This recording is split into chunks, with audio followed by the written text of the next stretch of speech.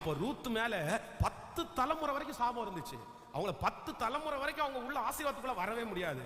ஆனா என் தேவனாகிய கர்த்தரை உறுதியாய் பற்றி பிடித்து, உன் தேவன் என் தேவன், நீர் தங்கும் இடத்தில் நான் தங்குவேன், அங்கதான் வருவேன், மரணமே அல்லாமல் வேறு ஒன்றும் உன்னை விட்டு என்னை பிரிக்க மாட்டாது அப்படின்னு ஒரு நிச்சயம். அப்படின்னா ரூத் நகோமியினுடைய பரிசுத்த வாழ்க்கை, நகோமி சொன்ன கர்த்தர், நகோமியினுடைய ஆண்டவர், இதெல்லாம் ரூத் அப்படியே தன்னுடைய இருதயத்துல ஏத்துக்கிட்டு, இந்த மாதிரி ஒரு கடவுள், இந்த மாதிரி ஒரு தேவனை நான் ஆராதிக்கணும், நான் உங்க பின்னாடி வர்றேன், கண்டிப்பா உங்க கூட தான் வாழ்வேன், எனக்கு கஷ்டமா இருந்தா கூட பரவாயில்ல, உங்க கேரக்டர் எனக்கு பிடிச்சிருக்கு, உங்களுடைய அணுகுமுறை எனக்கு பிடிச்சிருக்குது, உங்களுடைய கர்த்தர் எனக்கு பிடிச்சிருக்கிறாரு அப்படின்னு ஆண்டவரை ஏற்றுக்கொண்டு வந்த அந்த ஒரே ஒரு காரணத்திற்காக நான் நம்புகிறேன், ரூத்தினுடைய தலையின் மேல் இருந்த 10 தலைமுறையினுடைய சாபம் ஆசீர்வாதமாய் மாறினது.